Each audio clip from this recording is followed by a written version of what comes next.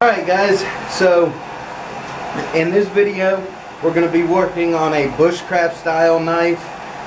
We're making it out of an old file. I have a whole bucket of files over here. I did the, let's see here.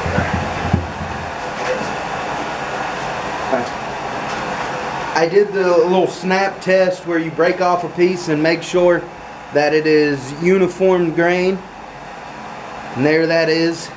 I didn't know about this until I seen it on Old Hickory Forge's videos. He said that if it's two different, if the grain sizes are different around the edges than in the middle, then that means it was case hardened. But this one's uniform all the way through, so that's what we're going to use.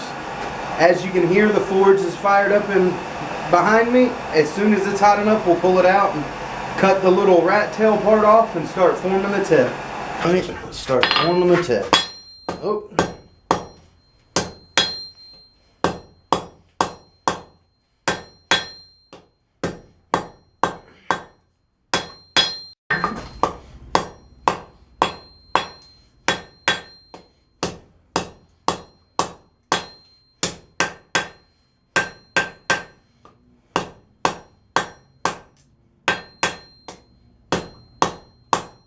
Alright guys, so that's as far as I'm going to take the tip, because I'm not going to bring it to a real sharp point. It's got, like I said, this is going to be a bushcraft knife, so it's going to have kind of a short stubby point. We're going to come back here, isolate where we want the handle to start, and start working on the handle.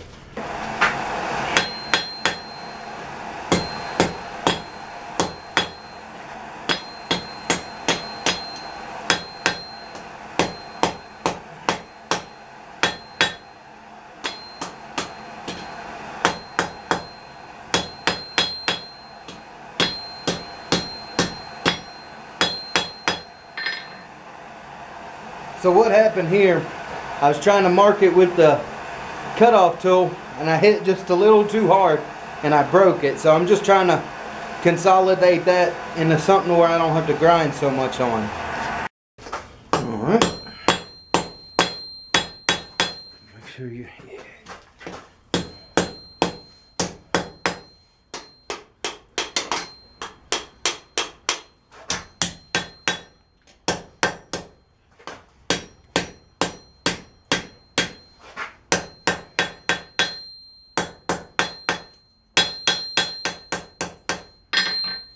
Alright, so that looks pretty decent. I just have a little bit I have to grind off. Now we're going to come up here and consolidate the handle. I don't know if you can see, but I've got a little mark right there. So we're going to consolidate or start setting down for the handle right there.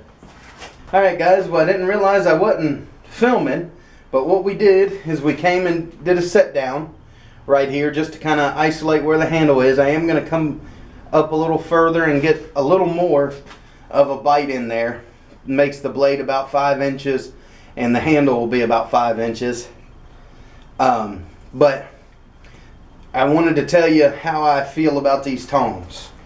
Awesome tongs. Well worth the money. This pair, all the pair I got were either $35 or $40. I got the ones made of some heavier stock because, you know, it was a $5 or $10 difference, and I said, you know what, why not? If I go with the ones with heavier stock, they may last a little bit longer, or I may not have to resize them as often, you know, from just getting hot and getting all wonky. But I could not be happier. You have so much more control over them than trying to fight with a pair of pliers or a pair that isn't made for what you're doing. You know, I had a pair of flatbeds that were good tongs, but I was trying to use them with square, and it just wasn't working. So I highly recommend, if you're fighting with a pair of pliers and you can't afford it, go ahead and jump in there. Buy you one pair a paycheck. You know, 30, 40 bucks a paycheck. The site that I got I got mine straight from the guy. He showed up at a blacksmith, but he has a website. It's called blacksmithsupply.com. These are called Tom Tongs. Awesome, awesome tongs. Highly recommend them. John, the guy who runs the business, is a great guy. You know, he's all about trying to get everything to you as affordable and a good quality equipment. So I highly recommend go check him out. I'm not sponsored by him. I paid full price for everything I bought, but I am overwhelmed with how good they are. So, you know, you find something good, you want to spread it around and tell everybody about it. Anyway, let's get back to the knife. Alright guys, I'm just going to come in here.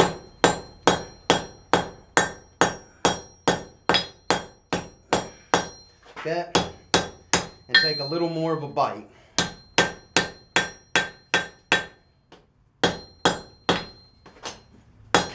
Alright.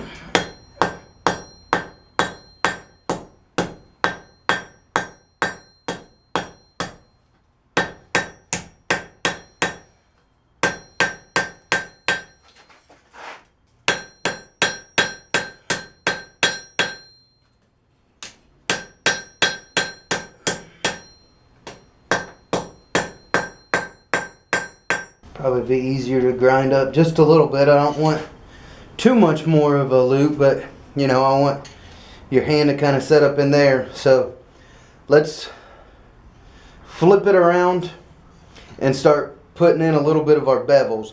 I'm not going to do a whole lot of the bevels because I'm going to do a short grind, like you see on, I think they're called Scandi grinds, like you see on most Bushcraft knives. So we're going to do that. We're going to put a little Scandi grind on there, and I don't want to put too much of a bevel in it. It's fitting. So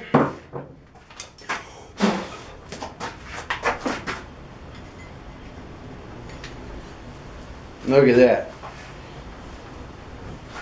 Right there. The other ones, this was just a little too wide for the other ones. These are perfect. Tell you guys, can't be happier. Alright, let's work on putting these bevels in.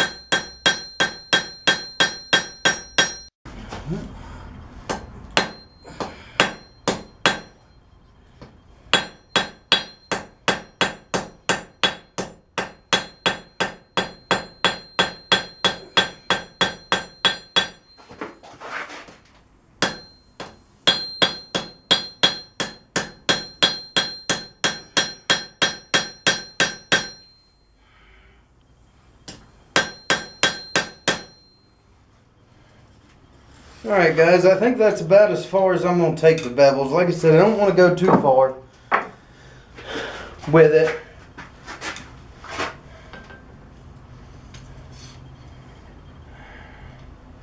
I like somewhat of the overall shape. Got a little bit of hump here I'm going to take out.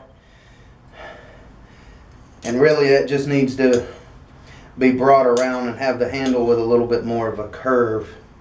So let's go on the fire, heat that up. All right.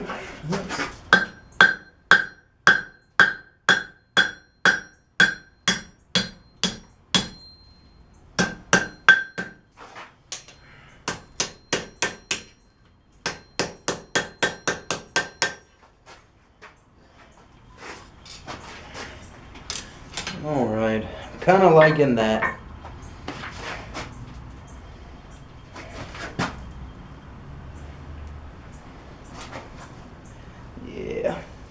So I'm going to heat her up, get it straightened out. There's a little bit of a wonkiness towards the tip of it. So I'm just going to use the vise to straighten it once it's heated. Then I'm going to heat it up to critical and put it in the sand for some annealing.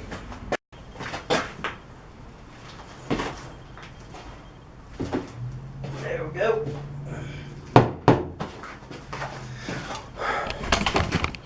Alright guys, let me set you down, be a little more stable. Alright guys, that'll be good for the annealing process. That way it makes it easier to drill the holes, makes it easier to grind. It won't eat up my abrasives as bad. So we'll let that set overnight and come back to it in the morning. Alright guys, so here it is the next day out of the sand. We're going to go at it on the belt grinder, just define our shape a little bit more. And I'm probably going to end up taking all the file, evidence that it was made from a file out. I just like the clean look of it. So, plus, if you use it for any type of food processing or anything, that keeps cracks and crevices in it, or little crevices, not necessarily cracks, that the food can get in and stay in, and can make it easier to get out. So we're going to just get to grinding this thing, get it into the shape we want, and get it ready for heat treat.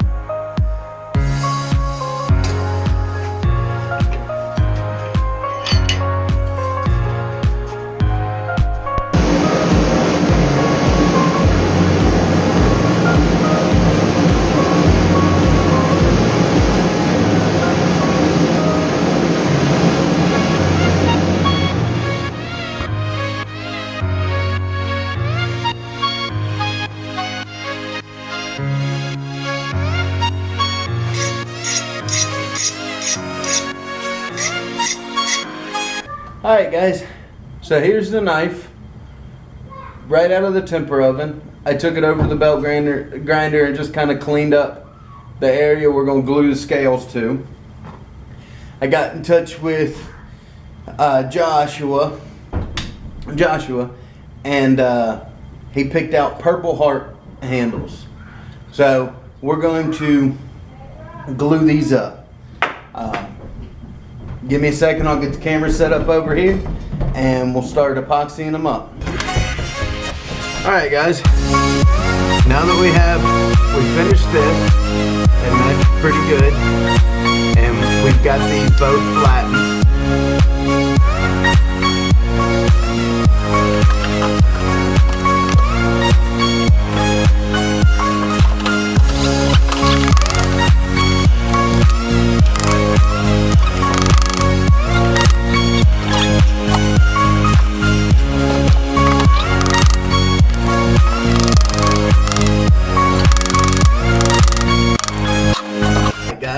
So that's that. I'll let that set up for probably 24 hours, just because I've got 6 other knives I'm working on. So I'll glue all of them up together and just let them set, and then come back and do the shaping tomorrow. So I'll see y'all. Well, and for y'all it's like a second. For me, 24 hours. So catch you next. Alright guys, we got all figured up. It's gonna get loud. I'm gonna turn on the shout back in a minute. I'll probably do a quick time guys to show you music or something like that. So let's get started.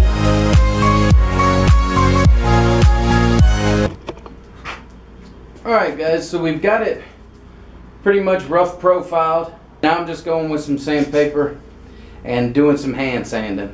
Alright guys, so here the handle is all hand sanded up.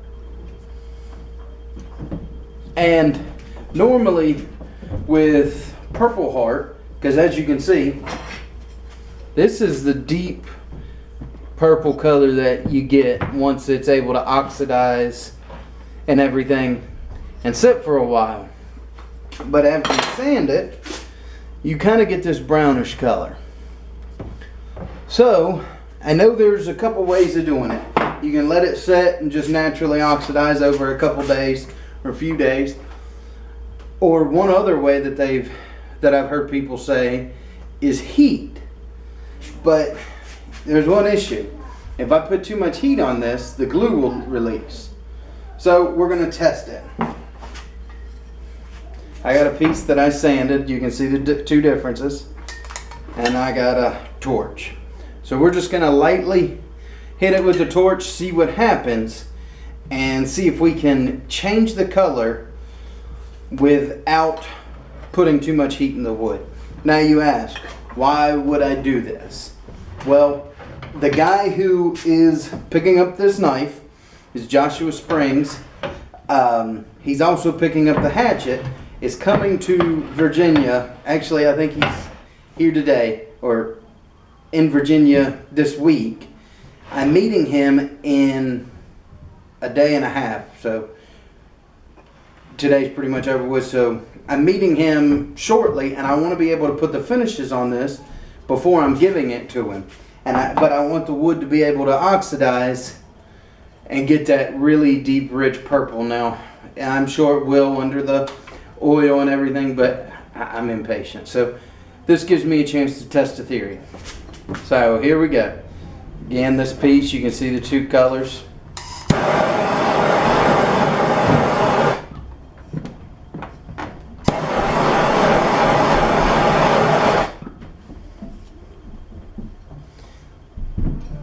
So there's that.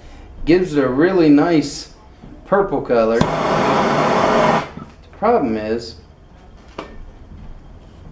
well, I can't feel any of the heat. It's hot on this side. I'm not going to fib. It's got some warmth on this side, but this side doesn't. This almost gives it too much of a burnt look.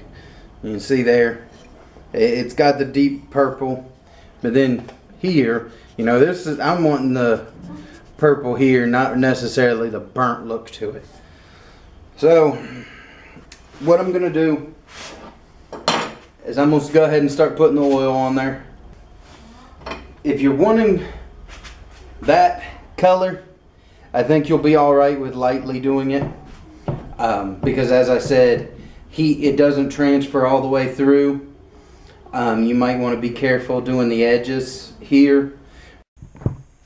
Alright guys, so I'm not quite sure where the camera died on there, but here's the results. You can see it gives that burnt look.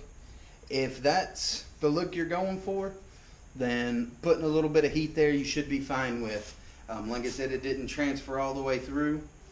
The heat didn't transfer all the way through, but you probably want to be careful like on the edges where your metal's at, because you heat that metal up, glue will definitely release and it can cause a failure. So anyway, I think I'm just going to go ahead and slap some, well, I know I'm just going to go ahead and start putting my coats of oil on it. Alright guys, let's put our first coat of oil on it.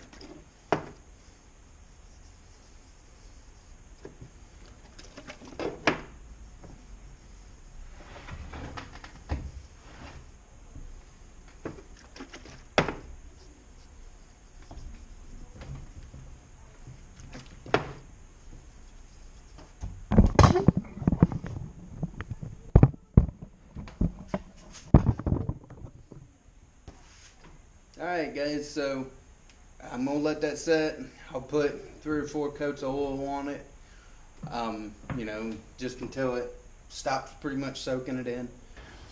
Alright guys, so I've completely finished up the Bushcraft knife for adventure finders, and to see the final finished product, jump over to his channel. I hand delivered it yesterday to him, so he should have a video up, he said, in at least a week, a couple weeks.